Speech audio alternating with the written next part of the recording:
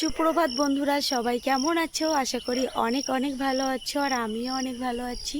তো এই যে সকাল সকাল ঘুম থেকে কি হয়েছে? ফুটে গলা? বড় গাদি না ছোট গাদি? বড়। তো সকাল সকাল ঘুম থেকে উঠলাম, উঠে এই যে খোলা আকাশের নিচে রাস্তার উপরে বসে আছি। আর এখন টাইম হয়েছে 5টা 59 হয়েছে, তো 6টা বাইরে যায়।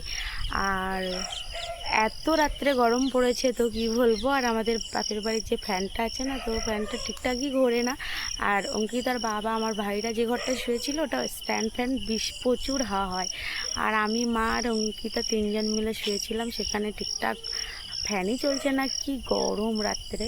তো তার জন্য সকাল সকালই ঘুম ভেঙে গেছে, না হলে আমি বাপের বাড়ি আসলে না একটু দেরি দেরি করে উঠি। আর তো এত গরম লাগছিল যে আমি আর শুতে পারিনি, উঠে এখানটায় এসে বসে আছি। আর অঙ্কিতা এখনও ওই গরমের ভিতরে শুয়ে আছে, ওর বাবা, ওর মামা সবাই শুয়ে আছে। আর আজকে রবিবার, যোগা দিবস। বাচ্চারা দেখছি সব স্কুলে যাচ্ছে যোগা পালন করার জন্য। এটা আমি যে বাচ্চাদের পড়াই সকালে নিজে থেকে, সেটাও করতে হবে। তার জন্য আজকেই বাড়িতে চলে যেতে হবে। আর যাব, কখন যাব ঠিক নেই। যাব ঠিক বিকালে, আগে গিয়ে হাজির হতে হবে, বিকালে যোগার ছবি দিতে হবে। এখন এই যে প্রকৃতির মাঝে বসে আছি, তো শুধু সবুজ, যেদিকে তাকাবে শুধু সবুজ। এই যে দেখো, এটা হলো আমাদের গ্রামের রাস্তা। আর ভিতরের রাস্তা, এটা একদম কাঁচা ছিল আগে। এখানটা যে কত খেলা করেছি, তো কী বলবো। এই যে এখানটায় দেখতে পাচ্ছ, এখানটা না আমরা, এই পুকুরের পাশটা, এখানটা আমরা প্রচুর খেলা করতাম। তো আগে তো কাদা রাস্তা ছিল, এরকম বর্ষার দিনে আমরা কী করতাম জানো, এটা তো ভিজে চ্যাপচ্যাপ করতো। তো আমরা সব আমাদের পাড়ায় যে ছেলে মেয়ে ছিল, সবাই বাড়ির থেকে আমরা ছাই নিয়ে আসতাম। উনুনের যে ছাই, কাঠ পোড়ানো, তো সেই ছাই এনে সবাই মিলে খেলার জন্য ওই রাস্তায় দিয়ে দিতাম। দিয়ে তারপরে আমরা খেলা করতাম। এত খেলার ঝোঁক ছিল তখন। তো ফোন টোন দেখতামই না, অত ফোনের প্রতি কোনো আকর্ষণই ছিল না। আর তখন ফোন ছিল, এরকম ছোট্ট ফোন ছিল, আমাদের বাড়িতে ছিল ল্যান্ড ফোন ছিল। আর তখন অত বড় ফোন ছিল বলতে তোমার হচ্ছে কিপ্যাড টাচই ছিল, আর ওতে টুকটাক গান বায়না এসব হতো। তো এখনকার বাচ্চাদের ভিতরে তো আর খেলাই নেই, সবাই ফোন, ফাঁক পেলেই ফোন। আমার মেয়ে, বিশেষ করে আমাদের মেয়েদের ব্যাচে যেসব বাচ্চারা, তো একটু ফাঁক পেলেই একদম ফোন দেখায় ব্যস্ত। আর খেলা বলতে ওই বিকেলটা একটু টুকটাক করে, তাছাড়া ওর ভিতরে কোনো খেলা নেই। তো আমাদের বাড়িতে তো প্রচুর নারকেল গাছ দেখাই, এই সাইডে তো আছে, আরও পিছনে প্রচুর নারকেল গাছ আছে। তো ওই নারকেলের মালা দিয়ে আমরা না খোলামেলা খেলতাম, প্রচুর খেলতাম। তো খেলা ছাড়া কোনো গল্প ছিল না, অটোমেটিক খেলা করতাম। বাদ বাকি সময়, অবসর সময় আমরা শুধু খেলা করতাম পড়াশোনার পরেই। তো এখন বাচ্চাদের ভিতরে সেই জিনিসটাই নেই। আর এই যে এই প্রকৃতির মাঝে বসে থাকলে, তো এখানটায় বসে আছি না, আর ওইগুলো মনে উঠছে যে আমরা আগে কী করতাম। বিশেষ করে এই জায়গাটার কথা খুব মনে পড়ছে না। একবার আমরা খেলতে খেলতে লালটুর ভাই পল্টু, একজন এইভাবে গুড়ি মেরে থাকবে, তার উপর দিয়ে আর একজন লাফিয়ে যাবে। এই করতে করতে না একজন এমনভাবে পড়ে গেছে, একদম এই নাকে এতটাই লেগেছে যে নাক দিয়ে রক্ত ঝরে পড়ছিল। আর একটা ঘটনা আছে, তো প্রচুর খেলার যে কত ঘটনা, তো সেই সব কথা খুব খুব মনে পড়ে। আর আমরা সবাই প্রায় জামাই ষষ্ঠীতে এসেছি, তো বেশিরভাগই বান্ধবীরা সবাই এসছে। তো গল্প করতে করতে অনেকটা টাইম কেটে গেছে। কালকে জামাই ষষ্ঠীর ভিডিওটা পর্যন্ত আমি ছাড়তে পারিনি। তো সকাল থেকে গল্প গুজব করতে, তারপরে রান্না করছিলাম, যেহেতু মা একটু অসুস্থ আছে, তো আমি রান্না করেছিলাম। আর তার জন্য আমার ভিডিও করার কথাই মনে নেই। তো কালকে তো বলেছিলাম খাসির মাংস হয়েছিল। তাছাড়াও আমাদের আশেপাশে বন্ধু বান্ধবীগুলো সবই এসেছিলো আমাদের বাড়িতে, এসে একসঙ্গে গল্প করছিলাম। তো বলছে তোর ভিডিও করতে হবে না, একটু গল্প করে নিই, অনেকদিন পর সবার সঙ্গে দেখা। তো পুজোর সময় সবার সঙ্গে মিট হয়। আর দুর্গা পুজোর সময় এখানটা আসি না, কারণ আমাদের এখানে না ঠিকঠাক বলছি, আমাদের এখান থেকে দুর্গা পুজো অনেকটাই দূর হয়, তার জন্য কেউই আসে না, সবাই কালী পূজার সময় আসে। আর জামাই ষষ্ঠীর সময় আসে অনেকেই আসে না। তো আমরা এসছি 4 জন মতন এসছি, তার থেকে 2 জন অলরেডি বাড়ি চলে গেছে, আর একজন থাকবে, তো কিছুদিন থাকবে। একটা বান্ধবীও চলে যাবে, আমরাও আজকে চলে যাব। তো এখন ওই 1 দিন কি 2 দিন সবাই সবার কাজে ব্যস্ত, সংসার সামলাতে ব্যস্ত, তার জন্য কেউ কারোর সঙ্গে তেমন কথা হয় না। তো যেটুকু সময় পাই তো বলছে ভিডিও করতে হবে না, আগে গল্প গুজব করি, ভিডিও করার সময় অনেক পড়ে আছে। তো তার জন্যই তোমাদের সঙ্গে কালকে জামাই ষষ্ঠীর ব্লগ দিতে পারিনি, তো দুঃখিত আমি। আর কালকে তো বিরিয়ানি খাওয়া হলো, কালকে দুপুরে খাসির মাংস খাওয়া হয়েছে, রাত্রে পোলট্রি দিয়ে আবার বিরিয়ানি বানানো হয়েছিল। তো বাপের বাড়ি আসলে তো খাওয়া রান্না করো খাও। তো আর এই যে দেখো, আমি এখন খেজুর গাছতলায় বসে আছি। তো খেজুর হয়েছে দেখো, একটা সময় না এই টেজুরগুলো প্রচুর খেতে ইচ্ছা হতো, আর এখন আর সেরকম ভালো লাগে না। তো বয়স বাড়ছে, মানে মানসিকতাও পরিবর্তন হচ্ছে। এই যে খেজুর দেখলেই যেন বাপরে, খেজুর কোথায় পড়ছে কোন গাছে সেখানে ঘুরে বেড়াতাম। আর এখন আর খেজুর দেখলে ভক্তিই হয় না, ভালো লাগে না, একটা দুটো খাওয়ার পরেই শেষ। আর এই সময় জাম খেজুর এদিক, আগে ছোটোবেলার কথা বলছি, খেজুর জাম প্রচুর আকর্ষণ ছিল, যে কতটা খেজুর ফোটা যায়, তো একটা কম্পিটিশান বন্ধু বান্ধবের সঙ্গে।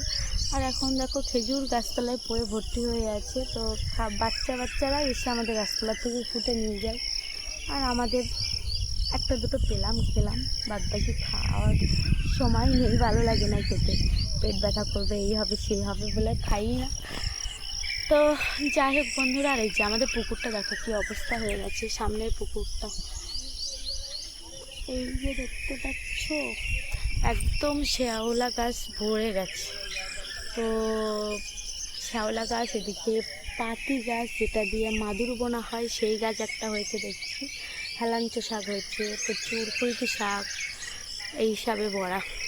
আর এখানটা না সুন্দর একটা হাওয়া আসছে, এই যে পুকুর সামনে না, পুকুরের একটা জল হাওয়া আসছে, তো খুব ভালো লাগছে। আর কিছুক্ষণ বসবো, বসে রান্না হয়, রান্না বান্না করে খাওয়া দাওয়া করে আমরা আবার বেরিয়ে যাব।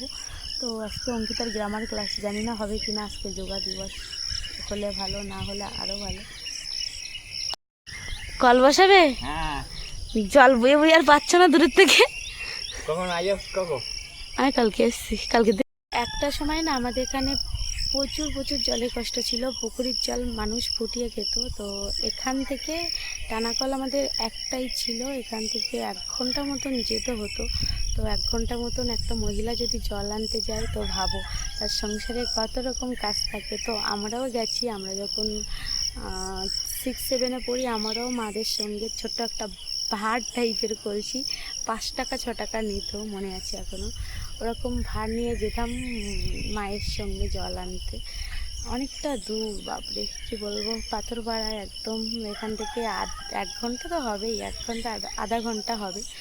তো সেই কষ্টটা এখন আর নেই, কান্তি গাঙ্গুলি আমাদের এখানে একটা ভ্যাট বসিয়ে দিয়েছিল, তো সেখান থেকে আর এটা হয় না। আর এখন তো সব জায়গায় ট্যাপ বসিয়ে দিয়েছে, শুধু আমাদের এখানটা ছিল না। তো আমাদের এখানে এই যে বসাচ্ছে যাচ্ছে, একদম আমাদের যে মোড়টাই সবাই বসি, এই যে রাস্তার মাথায় এখানটায় বসিয়ে দিচ্ছে।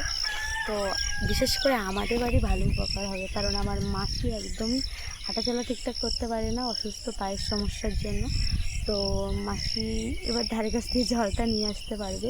আর এই যে আমাদের এই পাহাড় হাউসে জল দিত, এখন আর কী কারণে জলের এটা নাকি কেটে দিয়েছে, তো তার জন্য এখানেও জল দিচ্ছে না। এখানে সোলার প্রজেক্ট ছিল ফার্স্টে, এখানে বিদ্যুতে আমি যখন 8-এ পড়ি তখন আমাদের এখানে এই সোলার প্রজেক্টটার সাহায্যে মানে সব বাড়ি কারেন্ট যেত।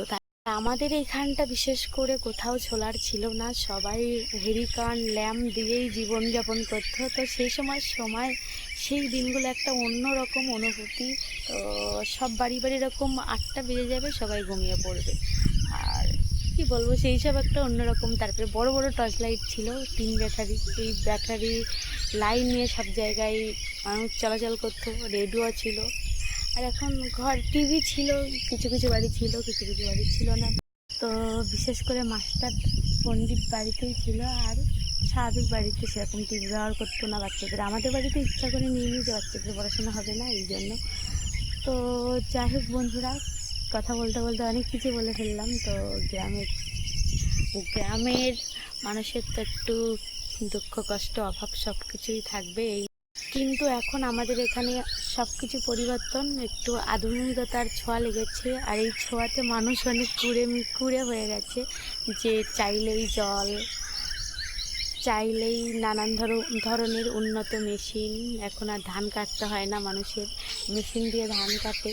তো অনেক সুবিধা হয়েছে, অনেক সুযোগ সুবিধা এসছে, আধুনিকতার ছোঁয়া লেগেছে মানুষের। আর মানুষ আস্তে আস্তে কুঁড়ে হয়ে যাচ্ছে, আর এই কুঁড়েতাই মানুষের রোগ বাড়ছে। তো আগে এত মানুষের রোগ দেখা দিত না, কিন্তু এখন ঘরে ঘরে কোনো না কোনো রোগে মানুষ পড়ে আছে। তো যাই হোক, বলতে বলতে অনেক কিছু বলে ফেললাম, এবার বাড়ির দিকে যাওয়া যাক।